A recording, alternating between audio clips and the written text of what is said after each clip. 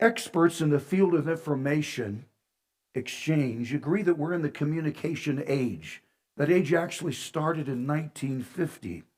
This morning we're studying communication, especially communication as it relates to listening. Listening. Some people don't want to listen. An 89-year-old woman had seen the doctor for a medical evaluation, and afterwards the doctor said, Ma'am, I'm afraid you have a serious hearing problem, but we can correct that problem through a surgical procedure. And he named the procedure. And he said, So just when would you want to schedule that operation? And she said, Doctor, I don't want a surgical procedure because I don't want my hearing corrected. I'm 89 years old and I think I've heard enough. Now, that could be the case sometimes, but when it comes to hearing from God, none of us have heard enough. There are three relational components to biblical communication, and those three essential components are on the note sheet. First, there is the sender. The sender in this case is the preacher teacher, pastor teacher, the one that preaches and the one that teaches. And that, in this case, would be me. Second is the medium. The medium is the sermon. The sermon, and that would be what I do. And third is the receiver, the listener, and that would be you. And this message is intended to help all of us be better listeners. This morning we're focusing on the listening component, and in particular, how to listen to a sermon. There is no meaningful communication if no one wants to hear what is being said. That's the reason Mark Anthony challenged the Romans to, quote, lend me your ears.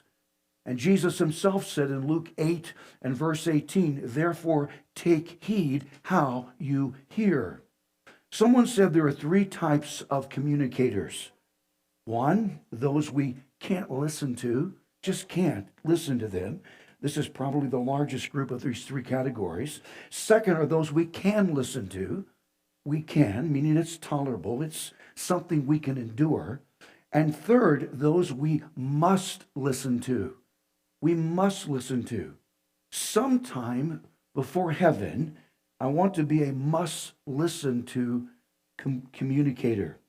The objective in sermonizing is to speak so as to create in the listener what is called the audience listener lean. Don't miss that. The audience listener lean. This listener lean is a psychological act that most people aren't even aware that they're doing. It means that someone actually leans slightly forward toward the edge of the seat, which positions them closer to the speaker. It's a subconscious act that people do that are anxious to hear what is being said. And this listener lean is the posture I want to subconsciously create in people as I speak. Let's read about a biblical character that had this listener lean, but unfortunately he was leaning in the wrong direction. This is found in Acts 20, starting at verse 7. Acts 20, verse 7. Now, on the first day of the week is Sunday. So notice the church was congregating together on Sunday and not on the Saturday Sabbath. When the disciples came together to break bread, breaking of bread meant commemorating communion, and it was preceded by a meal called the agape feast or love feast. Paul, ready to depart the next day, spoke to them. Paul spoke to this congregation and continued his message until midnight. Notice, Paul spoke, he was preaching, teaching, and continued his message until midnight. So notice there is biblical justification for the length of my sermons. Verse 8, there were many lamps in the upper room where they were gathered together. This was an upstairs room of someone's house because the earliest churches met in houses. The earliest, quote, church buildings did not exist until the second half of the 3rd century.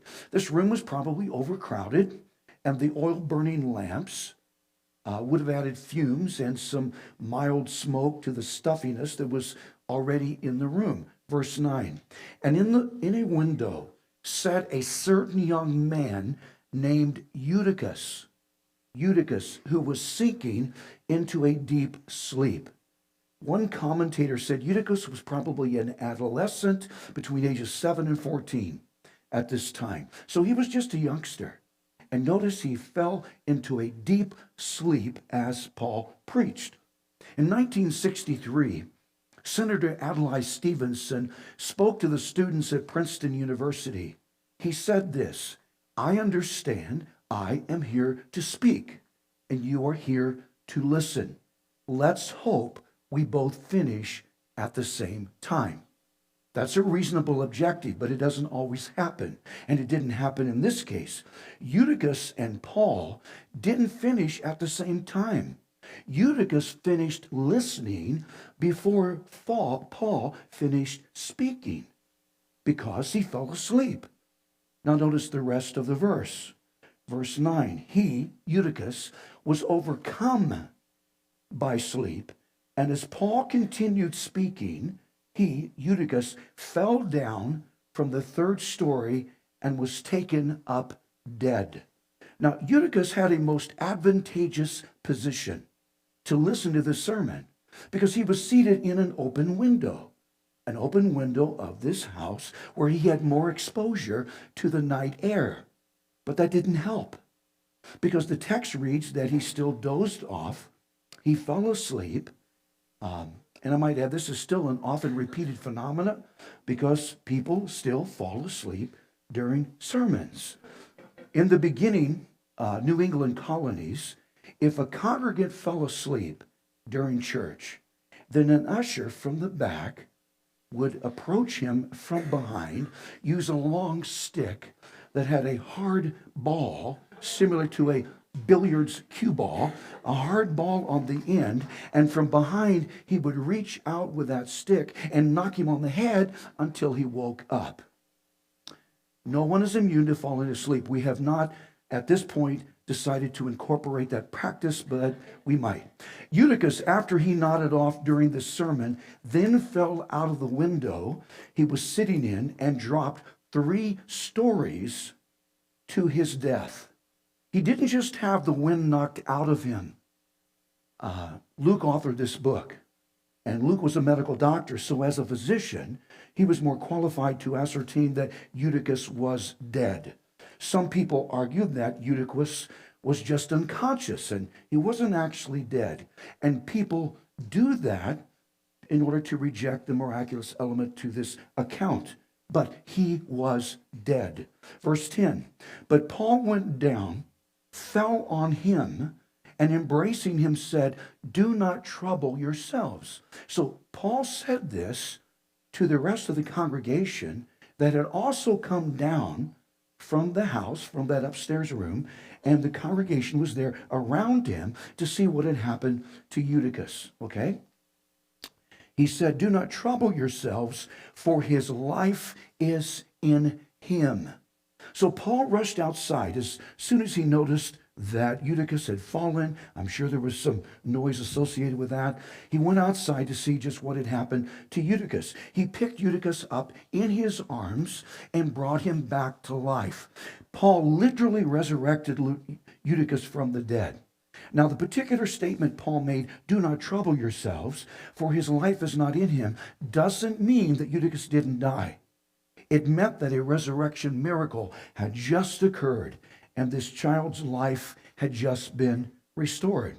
Verse 11, now when he, Paul, had come up, meaning when Paul had come back into the house and back into that upstairs room, and had broken bread and eaten, so there was a meal, and talked a long while, even until daybreak, then he departed. It's interesting that after this resurrection had happened, this miraculous thing had happened, Paul still had more teaching to do. So all the people gathered together, went back inside the house, up to that upstairs room and sat down. He taught them until sunrise, meaning he taught them another 4-5 hours. I'm certain that this time Eutychus did not fall asleep during the remainder of Paul's discourse because Paul had this congregation's undivided attention. Verse 12, and they brought the young man in alive, and they were not a little comforted. Well, that would be the understatement of the month. People were relieved that Eutychus was alive. It might have been the strange combination of the noxious fumes from the burning lamps, the stuffiness of the crowded room, or the lateness of the night that caused Eutychus to doze off. Or it could have been that because he hadn't heard this lesson, he didn't understand how to listen to a sermon. So I don't know. There's no question that this is the entertainment age. People want to be entertained, people want to be humored, people want to be amused, and more churches are catering to what people want instead of what people need. Sermons that are of substantial biblical content are in danger of extinction. To some people, the preferred sermons are those that resemble a TED Talk, or those that resemble monologues from comedians such as Jay Leno and David Letterman, or now Stephen Colbert and Jimmy Fallon. Now, don't misunderstand me. I'm not against appropriate humor. The founder of Methodism, John Wesley, made the statement, quote, humor has no place in the pulpit. I disagree. Dr. Martin Luther King Jr. never used humor and never even smiled in his preaching. He was entitled to do that, but that's not recommended. There's no biblical justification for that. God created humor, and so humor is a part of man. And the whole man ought to be in the pulpit, including his sense of humor, if he has one, and some don't. I do think, though, that any attempted humor in a sermon should be subordinate to, should be secondary to biblical substance. It is not essential that when we congregate together as a church, it is not essential that we are entertained. It is essential, though, that we make a concentrated effort to hear from God. Too often the pastor's sermon is primarily discussed in terms of its entertainment value and or its emotional attraction. But there ought to be something more substantial and more impactful from a sermon than that. The problem is most of us react to a sermon similar to how we react to visual entertainment. We sit in front of a screen and we let the programming do all the work. As an example, television has conditioned us not to be good listeners because it uses the benefit of visual images and then conditions us to be attentive for just 5 minutes or so at a time, at which point there are commercials, so we get something to eat. As a result, studies indicate that the average person listens at only 25% efficiency. 25% means we miss 3/4 of what is being said. I am certain some in this room have taken a speech class, a class on public speaking, either in high school or college. But it's doubtful there is someone here that has taken a class, not a seminar. It's doubtful someone here has taken an entire semester-long class on listening. That's strange, because communication is a two-way street. Someone talks, and then someone listens to what is being said. Now, that is starting to change because some universities are actually offering courses on how to become a better listening, because listening is a definite skill that can be learned. It is important to understand that knowing how to hear does not mean we know how to listen. Knowing how to hear does not mean we know how to listen. Parents understand that. Sometimes in children, sound goes in one ear and goes out the other. So parents have to repeat instructions, repeat and repeat instructions to children ad infinitum. In Revelation chapters 2 and 3, there are 7 messages from Jesus himself addressed to 7 actual churches in ancient Asia Minor at about 95 AD. And at the end of each letter to those 7 particular congregations, Jesus said, quote, "He who has an ear, let him hear what the Spirit says to the churches. 7 times Jesus repeated that phrase. He who has an ear, let him hear what the Spirit says to the churches. Paraphrasing that counsel, Jesus said to those congregations, I know you can hear.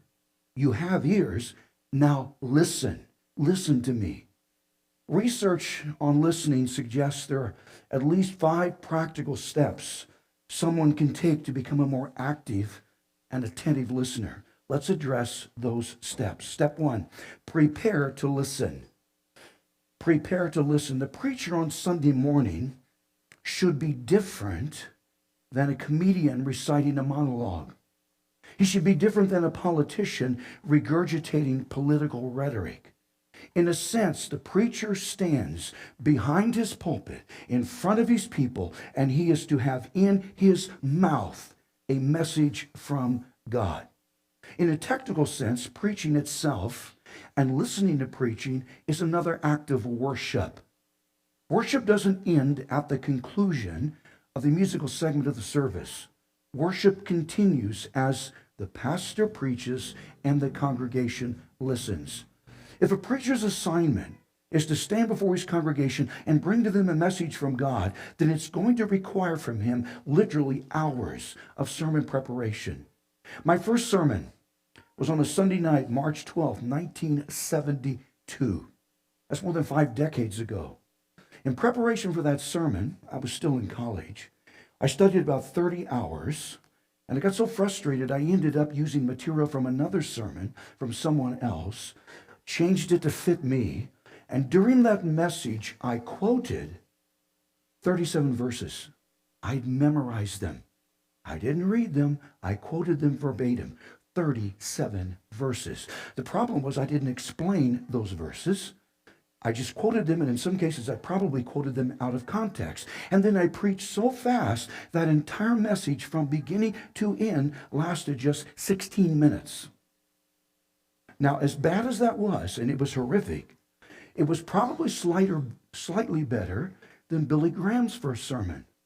Billy attended a Christian college in Florida, and the academic dean had volunteered Billy to preach at Boswick Baptist Church.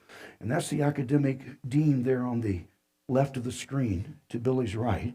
Billy there is just 18 and a freshman in college, and he had no clue how to prepare a sermon. So he borrowed 4 sermons, and in front of a congregation of about 40 people, Billy said he preached all 4 sermons in a total of 8 minutes. Afterwards, one of the men approached him and said, "Boy, you better go back to school and get a lot more education because you're not going to make it." Pretty sure Billy made it. He became the greatest evangelist in modern times. I remember in 1995, at age 77, he held a crusade in Sacramento. On the last night, we brought our 3 sons to that service so that each of them could be exposed to that greatness. The general rule is a conscientious pastor spends 12 to 15 hours or more in preparation per sermon. I've spent 30 plus hours or more in preparation on some sermons because of the amount of research I needed to do.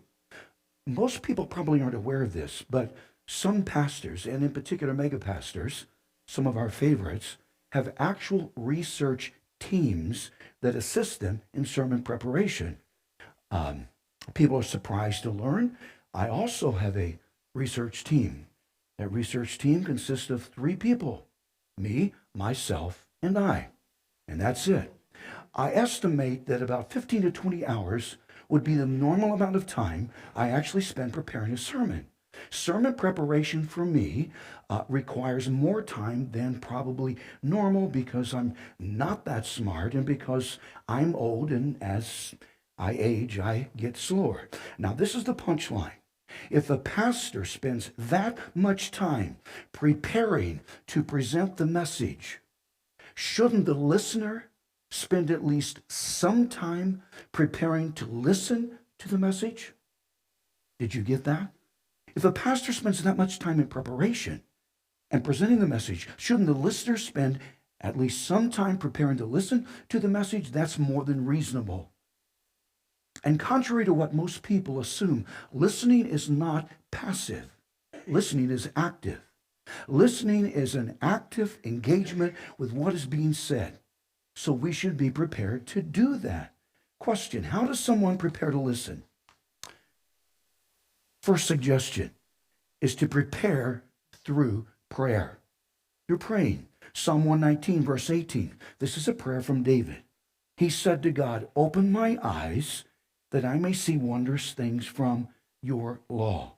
Your law meaning God's instructions from Scripture. On Saturday nights, I come to this building alone to pray. I was here last night about 7:30, and I'm learning where people sit because people are creatures of habit and tend to sit in the same location. So I'm starting to walk throughout this worship center, praying for the different people that sit here. And then I come to this stage and I stand behind this pulpit and I pray that God would speak through me the next morning, as I'm doing now. Now, each of us should do a facsimile of that same thing, not on Saturday night, but at home or earlier on Sunday morning or just moments before the message. Ask God to speak to us through that morning message. I encourage praying something as simple as, "Dear God, help me to be teachable. Please speak to me through this sermon." Sometimes the basic reason we don't get something out of a message is because we didn't put something into that message. If we don't pray first, then we aren't prepared to listen as we ought to. I might interject a footnote. In addition, we should pray for discernment as we listen. Discernment. I think the number one need in the church as a whole is discernment. People are falling for aberrant teaching and false doctrine because people aren't discerning. Listen to how Charles Spurgeon defined discernment. He said, discernment is not knowing the difference between right and wrong. Discernment is knowing the difference between right and almost right. Did you get that? The difference between right and almost right. We should pray for that. Just because I said something doesn't mean it's right. I could be mistaken. I would never intentionally teach error, but I'm not infallible. I could be mistaken, so be discerning. Ask God for that. A second suggestion is familiarization, meaning to familiarize ourselves with what we will be listening to, if that is possible. Studies have demonstrated that preceding familiarization adds significantly to listening comprehension and someone's ability to retain information. Once we start a verse-by-verse series through a particular biblical book, and that will happen in 2024, then familiarization is simple because we know where we stopped on a particular Sunday. So at home, we can just read ahead in the text for the next time. That's familiarization. Step 2, listen expecting to get something from the message. Listen expecting to get something from the message. In defense of those who do preach, I should mention that not every sermon is going to be this incredible, amazing, mind-boggling, glass-shattering, earth-shaking message. Actually, I've never had one of those, but some sermons from even the best communicators are going to be less than sensational. There are biblical texts that just do not lend themselves to practical sermonizing. As an example, read 1 Chronicles or read Zephaniah. Some biblical passages just aren't as interesting and as applicable as are other passages. So we need to take that into consideration and then consider that teachers and preachers are also human and sometimes are just off. A friend of mine attended a conference on expository preaching, and he attended a session Charles Swindoll conducted. Now, Dr. Charles Swindoll is one of the most popular preachers from the past and present centuries. His syndicated radio program is broadcast on 2,000 stations in 15 languages. He has authored more than 70 books. He has pastored 2 mega congregations. He has been past president of Dallas Theological Seminary and is now chancellor of that same school. So Charles Swindoll is iconic in modern evangelicalism. And so this friend of mine was excited to attend that seminar. And then afterward, he said to me that Chuck's presentation was so boring, he just about emptied the room. People were actually getting up and sneaking out before he finished his session. The point is, no one preaches the best he is able to preach each time he preaches. And if that happens to me, and it does, that's not an excuse to zone out. Because just because a sermon isn't as interesting, or isn't as engaging, or isn't as convicting as another sermon, if it is a biblical message, it is still possible to hear from God. And if we expect to hear something from God, chances are good we're going to hear something from God. So each sermon matters. Let me use an analogy. Hopi and I have been married almost forever, and she has prepared me thousands and thousands of meals throughout our marriage. And 99.9999% of those meals, I don't remember. I just don't. But even though I can't remember most meals, each meal she has prepared has been important because each one has nourished me and sustained me and helped me to survive until this present point in time. Now, biblical sermons are essentially spiritual meals. That's the reason post-resurrection in John 21, Jesus told Simon Peter 3 times to feed his sheep. As a pastor and a spiritual chef, I'm required to prepare and present spiritual food to this congregation on a consistent basis. And although most sermons and most spiritual meals are probably forgotten, and although sometimes we could serve spiritual leftovers, and sometimes the menu reminds us of something we ate 6 months ago, each meal is still essential to our spiritual sustenance. So we don't want to be missing meals. Translated as, don't miss church.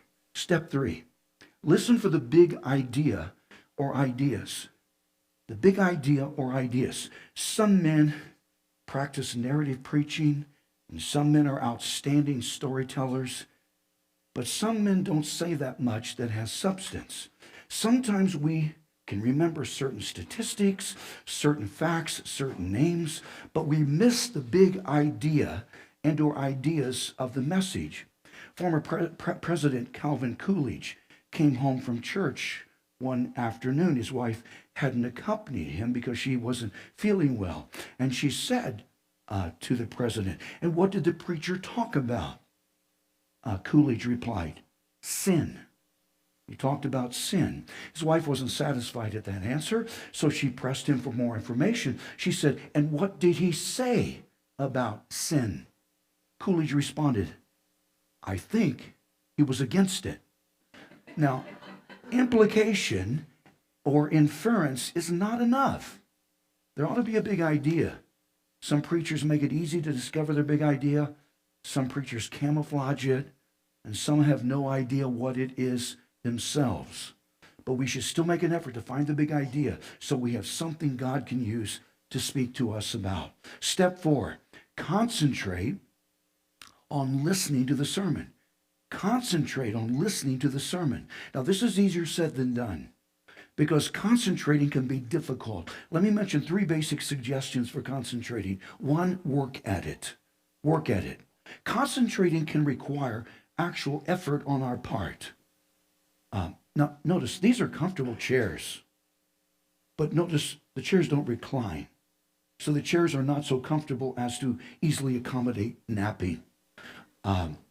We also work at listening and going to bed at a reasonable time on Saturday night.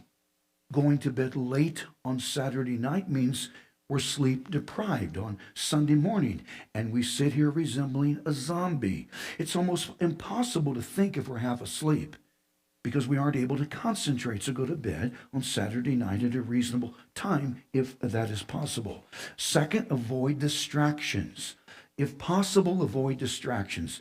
There are external distractions and there are internal distractions. Some are external, some are internal. Some distractions that are external, such as in a small room, as this is, someone getting up from his chair can cause a distraction. And sometimes that is a necessary distraction. Someone needs to get up and use the restroom, and that's the reason there's a privacy partition on my right so as to minimize that distraction. Children that misbehave can be a distraction, and that's the reason churches have nurseries and children's classes, and we hope to have those soon. Passing notes to someone or texting can be a distraction. Talking to one another during the message can be a distraction. Being more engaged, thinking about someone's romantic interest sitting beside them than in what is being said can be a distraction because hormones can interfere with the Holy Spirit if we let them. We should learn to ignore distractions if possible. Now, those distractions are external, but there are also internal diversions and distractors, such as the pastor's use of a particular word or a phrase that might trigger a negative emotional response in someone. Each of us have certain words, phrases, and statements that trigger us emotionally and preoccupy our minds so that we might be tempted to literally phase out of the sermon for 5 to 10 minutes. As an example,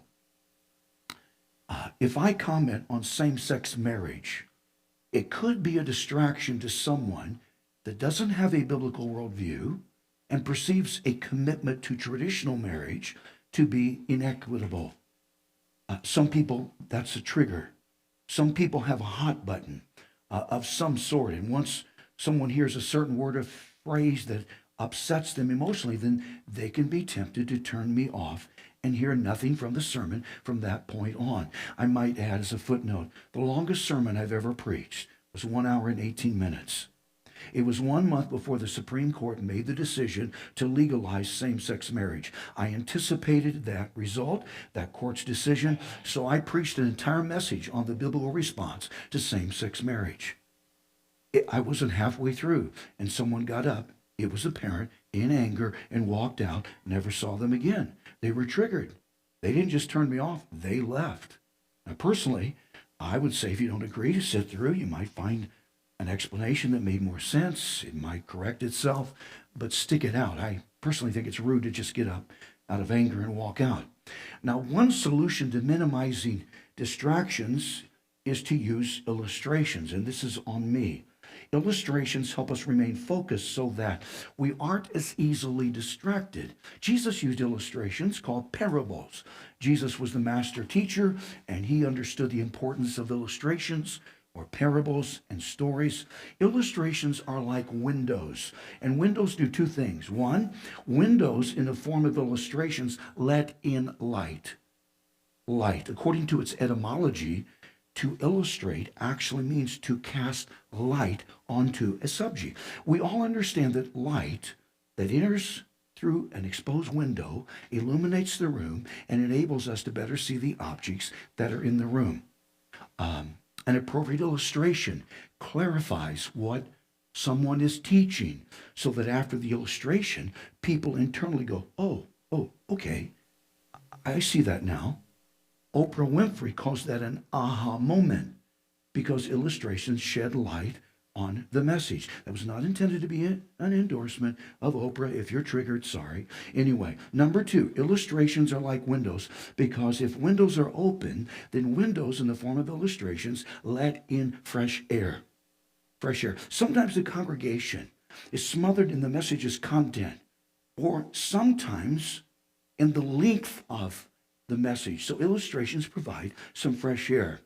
I found this interesting on Friday, November the 7th, 2014. Pastor Zach Zelander, age 31 from Cross Church in Mount Dora, Florida, preached the longest sermon ever recorded. He started that sermon on that Friday. He finished that sermon on Sunday after preaching 53 hours and 18 minutes. He preached through 45 of his own sermons and used more than 600 PowerPoint slides as he moved from Genesis to Revelation. The Guinness rules said he had to preach to no fewer than 10 people the entire time. Two independent witnesses had to sign off on monitoring his bathroom breaks. I was, relieved to know that he got that. I wasn't certain. Some people actually remained present almost the entire time he preached. And toward the end, hundreds of people from the community came to see him finish the sermon marathon. But that entire exercise was done to raise more than $100,000 for a local recovery program, helping people with different addictions. So it was a good cause. There was a reason for that. But that sermon was a complete aberration, because on a normal basis, the mind can only absorb what the bottom can endure. Do you understand? There's a definite limit. So we need to be prepared for both external and internal distractions. Then take notes. Take notes. The discipline required for us to think about what the preacher is saying and then write it down in an abbreviated form helps us not to be distracted. Taking notes offers two benefits. One, we will remember more of a message. We will remember more of the message content. And second, we will remember the message longer. To prove that point, 98% of all that we hear will be forgotten in 16 days unless it's repeated. And unless there's an audio and or video recording, then something can't be repeated unless we write it down. Now, if you aren't taking notes this morning, and that's your prerogative, it will be almost impossible to remember these 5 steps 24 hours from now. I don't want to be legalistic about this, so please don't misunderstand. I'm not going to go mental and freak out. If someone doesn't take notes, it's okay. If that's not your preference, that's fine. No one will say anything. I get it. But it is something I would encourage doing at least once. Now, something Hopi has done forever, it seems, is put all of her sermon notes into a 3-ring binder in order to collect them. This is just a sample binder. She's got these sermon notes. I don't know how many sermons are in here. And these are relatively, it's a mixture of old and new. But she keeps, I don't even know how many binders she has, but she collects all of the sermons that she hears me preach and takes notes on. Now, step 5, and we're finished. Capitalize on thought speed. Capitalize on thought speed. The average person speaks at a conversational rate at 100 to 125 words per minute, unless someone's from the deep south, it's probably slower. 100 to 125 words per minute. An auctioneer speaks at 250 words per minute. But that's not even close to the fastest talkers. The fastest female talker is Frances or Fran Capo. She has spoken as fast as 603.32 words per minute. Now, to understand how fast that is, she did a TED Talk at normal speed in 18 minutes. She then redid that same speech, get this, in 59 seconds. The fastest male talker is Steve Woodmore, who in 1990 had a burst of speech that rated at 637 words per minute. It's on YouTube, and some of it, I found it, is actually understandable. Why is that? Because we can listen at a rate that far exceeds the rate someone can speak. Scientists state we can listen at from 450 to 650 words per minute, which is 4 and 5 times the rate someone normally speaks. If I listen to a sermon online, on a phone app, I listen to it at 1.5 or 2 times normal speed because I can still comprehend. Some of the more effective communicators, teachers, and preachers often speak at a faster than normal rate. The predecessor to Billy Graham was the 19th century evangelist Dwight L. Moody. Dwight Moody spoke so fast, it required 3 stenographers working at the same time to be able to record his messages. But no matter how fast someone can talk, most of the time we're going to have spare time on our minds during a sermon because we are capable of listening at a rate that is so much faster than someone can speak. So we should put that time to good use. Sometimes if I'm listening to someone and what he says causes me to think of something else related to what he just said, then I write that thought down so I don't forget it. Sometimes I attempt to think ahead and attempt to figure out where he's headed in the message. If God prompts me, and this has happened often, as a sermon is in process, I sometimes close my eyes and I pray. Because God has spoken to me. I have confessed a sin or some other area of concern that God has revealed to me in that message. If we train ourselves to do these things, we will use our excess time to our advantage and be less prone to mental wandering. So these are 5 steps to become a more active and attentive listener. Prepare to listen. Listen expecting to get something from the message. Listen for the big idea and or ideas. Concentrate on listening to the sermon and capitalize on thought speed. In closing, let me share an example of a man who never learned how to listen to a sermon. He never got it. This man presented himself to be ordained as a deacon. The ordination board questioned him and said, "Do you know the Bible?" He responded, "Yes, sir. I know the Bible from beginning to end." The board said, "Okay, great. Then which book of the Bible do you like best?" He said, "I like the book of the New Testament best." Now the board was, that was new, different.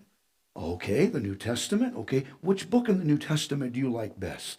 Oh, I like the book of the parables best. And the moderator of the meeting said, "Okay, hadn't heard of that book, the book of the parables. Okay, which parable do you like best?" He said, "I like the parable of the Good Samaritan the best." "Okay, then, would you please tell this board the parable of the Good Samaritan?" He said, "Sure, no problems." Now, these are all biblical statements I'm about to read. It's just that these statements are arranged in the most bizarre order and arrangement imaginable. Now, if the Bible is unfamiliar and new to you, this won't be as impactful, but it's still good. So listen. So this prospective deacon said to that board, he said, "It goes like this," the parable of the Good Samaritan. "There was a man who went down from Jerusalem to Jericho and fell among thieves. But the thorns grew up and choked him. He was without money and he was without price. But the Queen of Sheba came along and gave him 100 changes of raiment and 1,000 talents of silver. He got into her chariot and rode furiously. And as he rode, he went under a large tree. His hair got caught in the limbs of that tree. He was suspended between heaven and earth. So the ravens came and fed him and brought him water to drink. That night, his wife Delilah came along, and she cut off his hair. And so he fell into stony places. But then he went into a nearby cave and hid all night. The next morning he came out of that cave, and as he was walking along, he met a man who said, 'Come, let us kill the fatted calf and have a great feast.' And he said, 'I'm sorry, I married a wife and I cannot come.' Then the man told him to go out into the highways and hedges and compel them to come in. And he started out into the highways and hedges, and he looked up and saw Jezebel looking out of a window, high and lifted up. He said to them, 'Throw her down.' So they threw her down. He said to them, 'Throw her down 7 times.' And they threw her down 7 times. He said, 'Throw her down 70 times 7. And they threw her down 70 times 7. And after it was all over, they picked up 12 baskets full of remains. Now I ask you, in the judgment, whose wife shall she be?'" You see how critical it is to listen to a sermon? Let's bow our heads. Father, thank you for hopefully learning something that will help us better listen, because your word matters more than anything, and sometimes we miss it.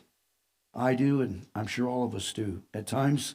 So help us to, apply these principles when we do listen to a message so that it makes sense and gives us something that you want us to hear that we can use to act out in our lives. Thank you for what we've learned. Bless these few moments we have left together, I pray. In Jesus' name, amen.